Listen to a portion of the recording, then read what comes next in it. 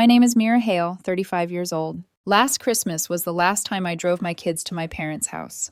I didn't know it yet when we left the driveway, but looking back, the signs were already there, hanging low over us like the heavy snow clouds that hadn't started falling yet. The roads were almost empty, the kind of quiet that makes you turn the radio down without realizing it.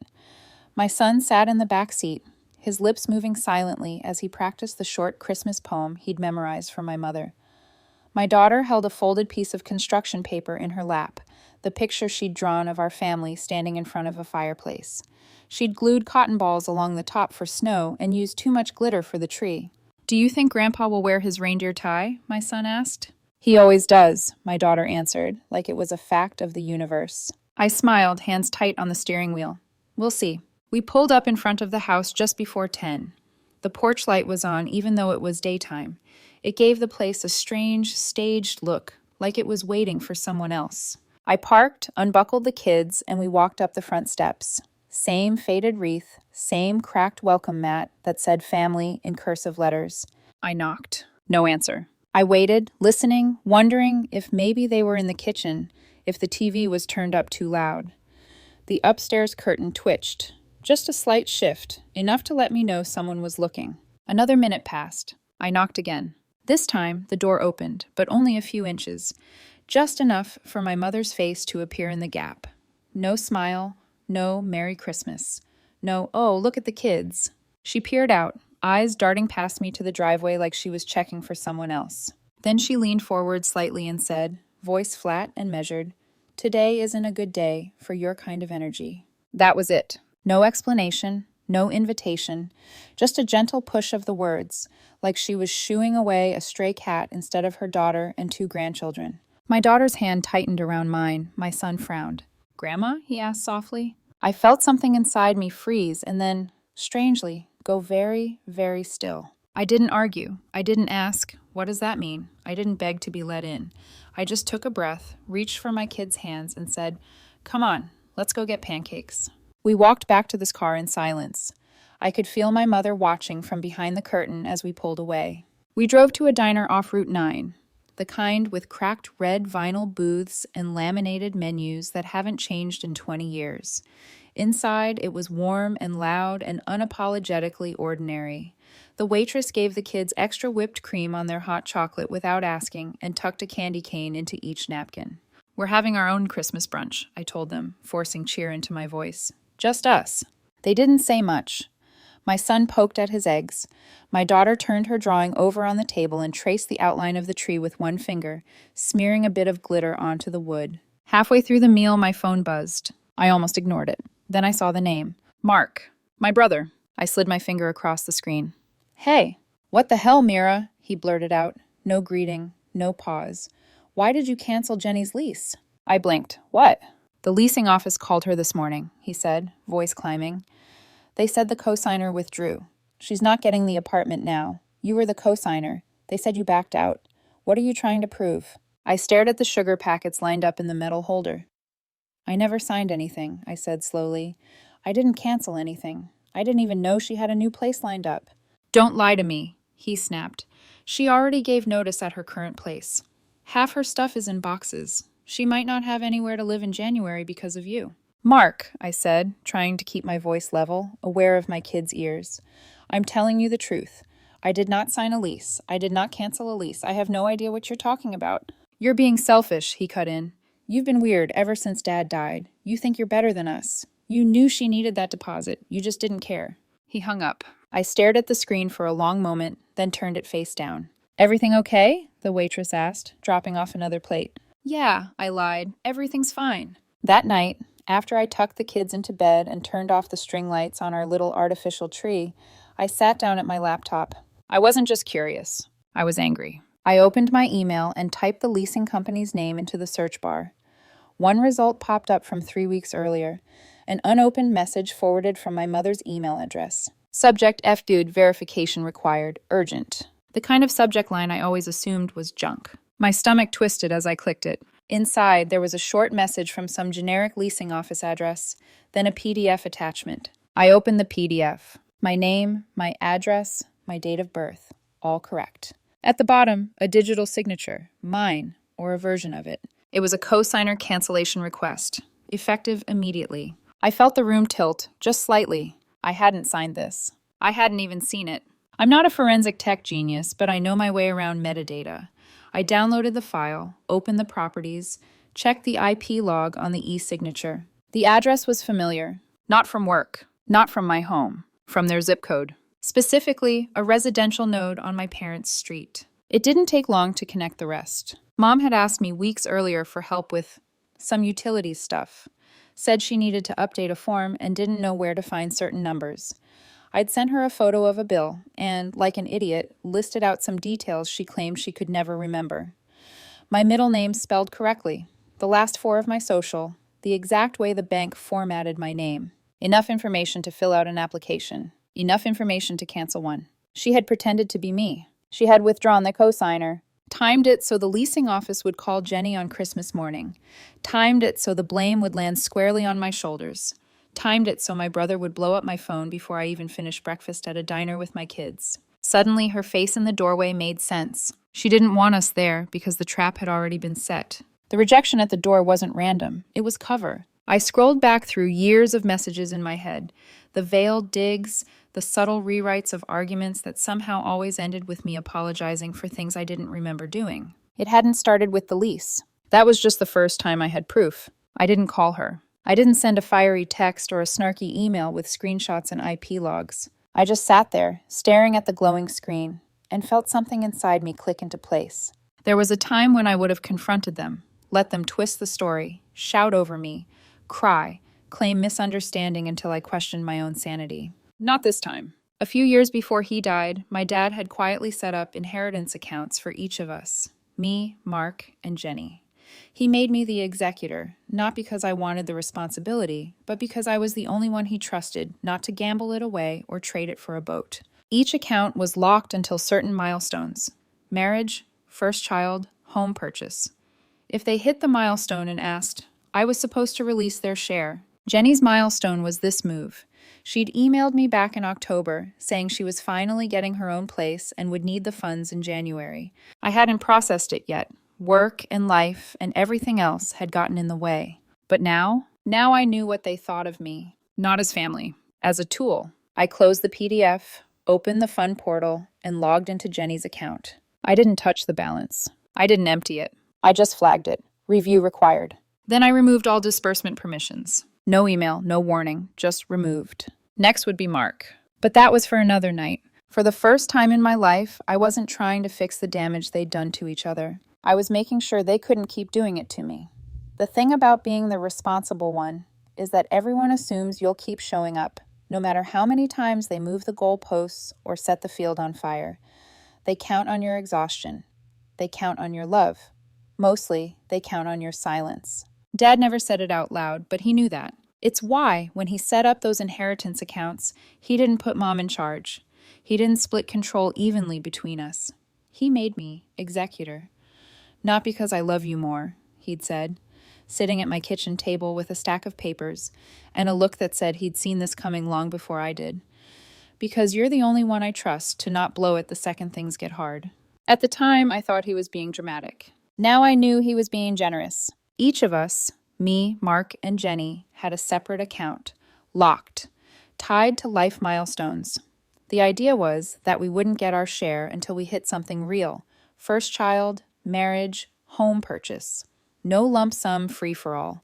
Milestones only, and only when we asked. Jenny's milestone was supposed to be now. Back in October, she'd sent me an email. Hey, big news. Finally getting my own place. Moving out in January. I'll need the inheritance transfer for the deposit. Can you process it around New Year's?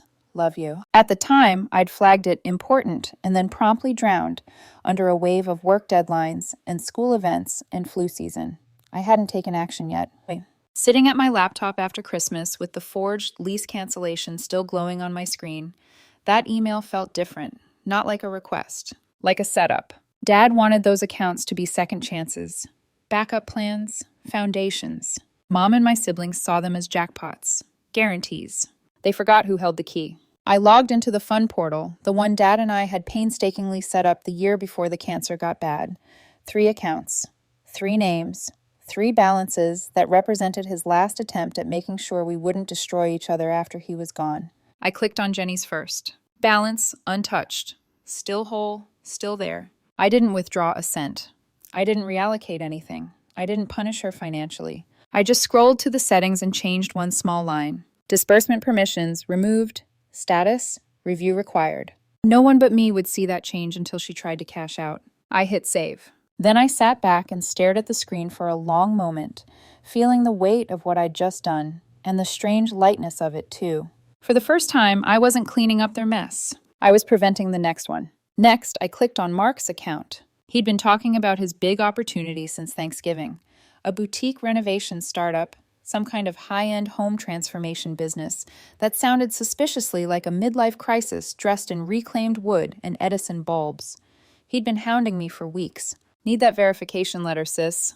Bank just needs something official saying the funds are there. It's no risk to you, just for show. I'd started to draft it once, pulled up the account, checked the balance, opened a blank document. I hadn't finished it. Now, I opened the draft folder, highlighted the half-written letter, and hit delete. Then I went back to his account. Reset password, removed external access, flagged for review. I left the money where it was, whole, waiting, untouchable. Not because he deserved it, because for once, they were going to learn what locked actually meant. When I was done, I closed the browser, cleared my cache, and shut the laptop like I was sealing a vault. It wasn't petty. It was precise. Dad had trusted me to guard these accounts. They'd shown me exactly what they thought of my name and signature. So I stopped letting them use either. A few days into January, my mother sent a group text. Hope everyone's easing into the new year. Miss seeing you all. I saw the typing bubbles pop up almost immediately. Mark responded with a, Jenny sent a... I stared at the screen, thought about all the ways I could answer. Then I locked my phone and set it face down. The next knock on my door came a week later. It wasn't frantic like Jake. Mark. It wasn't angry. It was expectant. 3 quick taps, spaced out like someone was trying to sound casual. I checked the peephole. Mark stood there in a coat too thin for January, breath fogging in the cold air, holding a stiff manila envelope. He looked older than he had at Christmas. Not wiser, just worn. I opened the door just enough so the warm air didn't escape. Hey, he said, skipping greeting, thrusting the envelope toward me. This is the letter for the bank. They need it this week. I didn't take it. You can leave it in the mailbox. He frowned. I drove across town, Mira. You can at least talk to me. You talked to me on Christmas, I said. Called me a liar and selfish before I even knew what was going on. That seemed like enough. He flinched, just a little. I was upset. Jenny's been freaking out. Mom said, I know exactly what Mom said, I cut in. And I know what she did. I've seen the documents. His jaw tightened. So you're really going to screw both of us because you have some vendetta against her? I exhaled, tired. You think this is about revenge? What else would it be? He snapped. It's about trust, I said. Dad put my name on those accounts because he trusted me to protect them. You want to use your share as collateral for a loan? Fine. Do it when you've got the bank, the business, and your own finances stable enough to not drag Dad's last gift through the mud. Until then, no. You're acting like you're better than us, he muttered.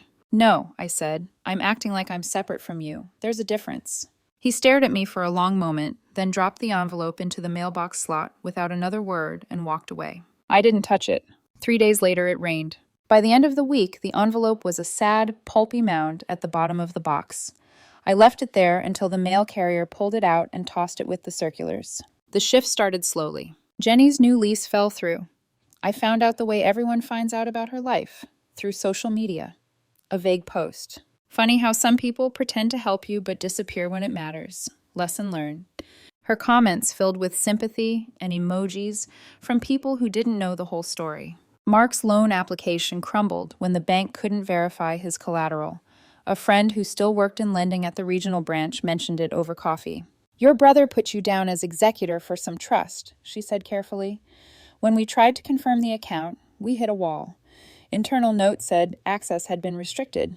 He was not happy. Internal note is correct, I said. He shouldn't have counted that money before it was his. Mom tried another tactic. A small box arrived at my house one night. Handwritten address. No return name, but I didn't need one. Inside was a plastic-wrapped tray of cookies, a framed photo of me at 8 years old, holding my first bike, and a note. Hope this reminds you where you come from. Love, Mom. The handwriting was neat, careful. The message, not so much. Where I come from, a place where my name could be used without my consent, where my children could be turned away on Christmas morning with a sentence about energy, where my signature meant access, not respect. I put the photo in the back of my closet. The cookies went straight into the trash. They thought I was punishing them. They thought I was hurt, dramatic, withholding. But that wasn't it.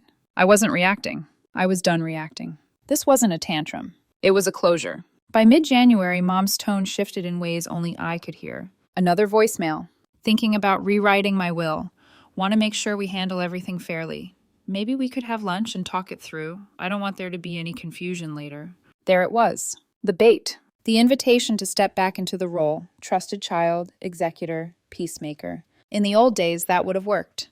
I would have gone, listened, let her spin stories about fairness, while quietly agreeing to whatever made everyone else feel safe. Now, I deleted the voicemail before it finished playing. What she didn't know was that Dad had already handled the real will years ago. The house she lived in wasn't exclusively hers.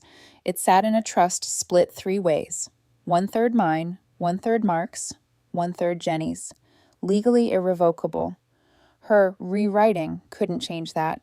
But I already knew I'd never claim my share as a place to live. It was a line on a document, not a home. The kids started asking questions again, the way kids do, carefully, testing the edges of your answer. "Can we go see Grandma?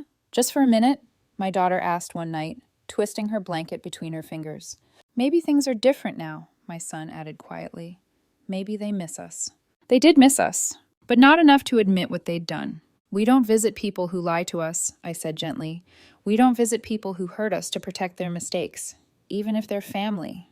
They didn't like it. They didn't argue either. By February, the texts from Mom came less frequently. The last big one was long and vague. "I don't know what I did wrong. I miss you and the kids. I hope you find peace." No confession, no ownership, just a soft landing pad for her conscience. She still didn't get it. This wasn't a fight we were going to resolve over brunch and apologies. This was a fracture that had been forming for years, finally visible. There'd be no neat family dinner, no sweeping forgiveness arc. This wasn't a pause. It was a divorce. I was done being married to people who only felt love when they were in control. Spring should have felt like a new beginning. The snow melted early that year. The trees budded faster than usual, and everything seemed determined to bloom, like the world was announcing, loudly, that winter was over. But inside my house, the shift felt different. Not lighter, not happier, just clearer. I'd stopped waiting for their next move. They, however, had not stopped making them. The first real hit came out of nowhere, on a Tuesday morning, when the elementary school's number flashed across my phone. I answered immediately. "This is Mira."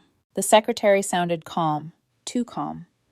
"Hi, Ms. Hale. Everything's fine, but we wanted to let you know your mother came to pick up Emma from class today." My blood ran cold. "She did what?"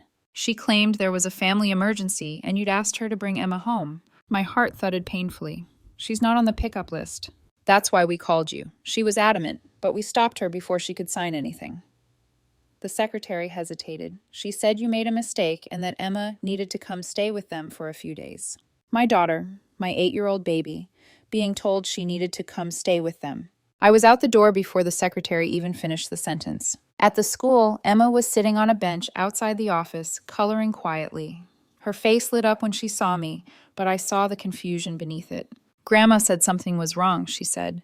"She said you needed me." I crouched in front of her. "Nothing is wrong," I said firmly. "You're safe. You're always safe." She nodded, but her eyes drifted past me, toward the door where the secretary had said my mother stood earlier.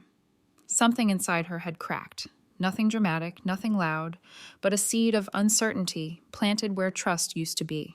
And that was when the line inside me snapped completely. Up until now, I'd stepped away. I'd detached. I'd locked financial doors, blocked attempts, enforced distance. But this? Trying to take my child? This wasn't dysfunction. This was danger. That afternoon, I sat with the principal and signed updated records. I removed every extended family member from the emergency contacts and authorized pickup list. My mother's number was blocked from Emma's phone, from my son's phone, from every school portal login. When I walked out of that office, I did not feel guilty. I felt like a mother. That evening, I called my lawyer. Not to complain, not to vent, not to posture. To update my will. "Everything goes to my children," I said, and guardianship, if anything happens to me, cannot, under any circumstances, go to my biological family. Not my mother, not my siblings. There was a pause on the line, then, given what you've told me, that's wise. I hadn't even told him everything yet. I explained the forged signature on Jenny's lease cancellation, the inheritance account manipulation, the school incident, my mother's escalating behavior. By the time I finished, he wasn't just supportive, he was alarmed. We'll put everything in writing, he said. And Mira, keep documentation on everything. This could become necessary later. Oh, I said softly, I already have documentation. My lawyer didn't know I'd kept digital receipts for years. Screenshots, emails, bank alerts. Signs of small betrayals I'd ignored because love made me blind. Not anymore. 2 days later, the next escalation came through. Another flagged bank alert in my inbox. My brother Mark had attempted to use his inheritance funds as collateral again, but this time he'd submitted a forged verification letter with a fake digital signature. Mine, copied from an old email. I stared at the notification, not angry. Just tired. So tired. I called the bank and filed a fraud report. The trust clause Dad had included allowed the executor, me, to permanently freeze accounts in case of misuse. So I froze his, and Jenny's, both. Not out of spite, out of necessity. If they were willing to forge my name on lease documents and bank forms, they were willing to try anything. They had shown me who they were. I believed them. The next step needed to be formal. I drafted a certified letter addressed to my mother's house. Calm, clinical, not one word more emotional than necessary. Inside, I attached and a copy of the fraud report, the school incident documentation, trust termination confirmation, and one final sentence. You will not be part of our lives again. 2 days later, she showed up at my house, but she didn't get far. The officer who responded to my trespass call told me later that she'd been crying, saying she didn't understand, that she was just trying to fix things, that her daughter was being dramatic. I didn't come to the door. I didn't watch from the window. I simply heard the police car drive away and felt the quiet settle again. Mom still doesn't know that the house she owns is legally mine in 4 years when the trust converts. And she never will, not from me. Because when it does convert, I already know what I'm going to do. Sell it. Every room, every photo, every fake apology sealed in drywall. Gone. Let them wonder why their legacy ended up in a listing on Zillow. Let them wonder why I didn't cling to the symbol they weaponized for decades. Because I finally understood something I should have learned years ago. Loyalty is not owed to people who harm you just because they share your blood. And family isn't defined by who raised you. It's defined by who protects you when things fall apart. My mother tried to steal my identity. My sister tried to steal my name. My brother tried to steal my future. None of them would ever steal my children. By early spring, I was done with second chances. Done with guilt. Done with explanations. Done with justifying my boundaries to people who never planned to respect them in the first place. I was out, but they weren't done. Not yet. Spring shifted into early summer, and for the first time in years, my life didn't feel like a series of emergencies waiting for me to fix them. The kids and I slid into a rhythm that felt ours. Simple, quiet, honest. Weekend mornings at the lake, cabin nights with board games and burnt marshmallows, homework at the kitchen table. Silence that wasn't hostile, just peaceful. No more blocked number voicemails. No more urgent texts from Jenny. No more guilt-laced paragraphs from Mom. The absence wasn't loneliness. It was oxygen. And then, slowly, new roots started to form. When the trust officially converted in late summer, the house, the one Mom called hers, the one she used to leverage guilt and control for decades, legally became mine. There was no ceremony, no dramatic showdown, just a few signatures emailed from a lawyer, a digital confirmation, and the quiet click of a door sealing shut behind me. I didn't move into it. I didn't fix it. I didn't drive by to see it. I listed it. The real estate agent asked if I wanted staging. I told her no. Let it stay empty. Let the walls echo the truth for once. When the place sold, I put every cent into a savings account for my kids.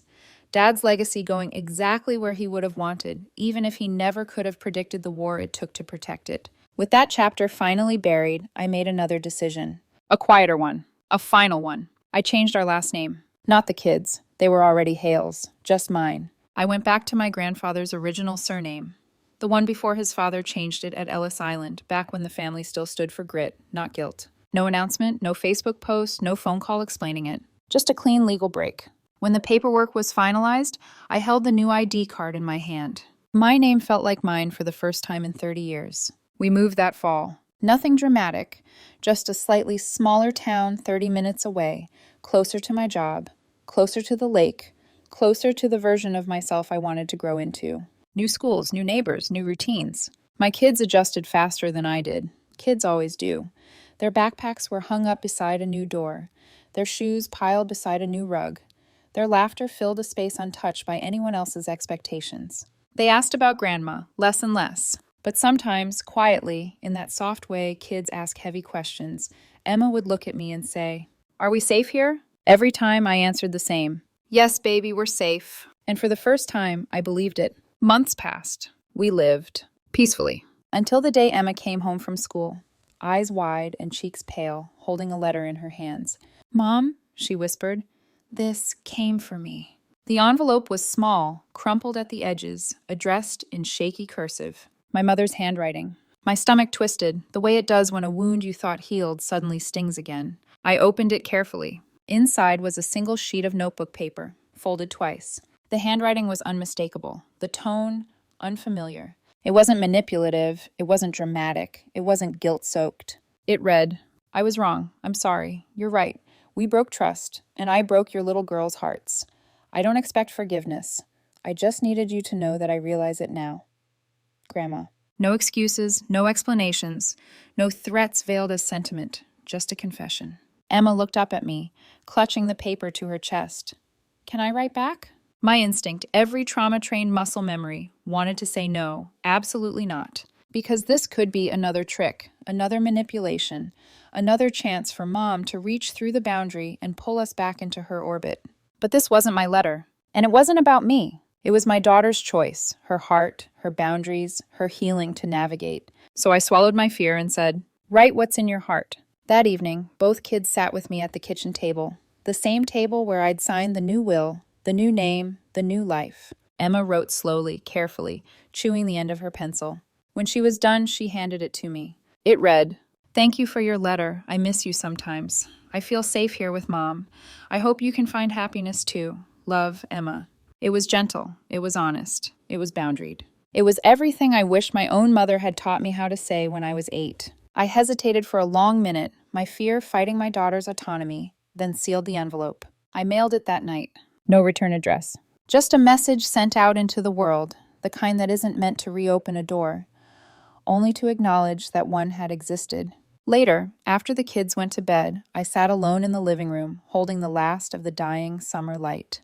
I thought about forgiveness, how people talk about it like it's charity, like it's noble, like it's something you owe someone who hurt you. But forgiveness isn't a gift. It's a boundary. It's a decision to stop letting their actions anchor you in the past. Reading Mom's letter didn't change what happened, but mailing Emma's reply, that changed something in me. Because for the first time, I realized healing isn't pretending they didn't hurt you. Healing is choosing what happens next. And this time, I choose the ending.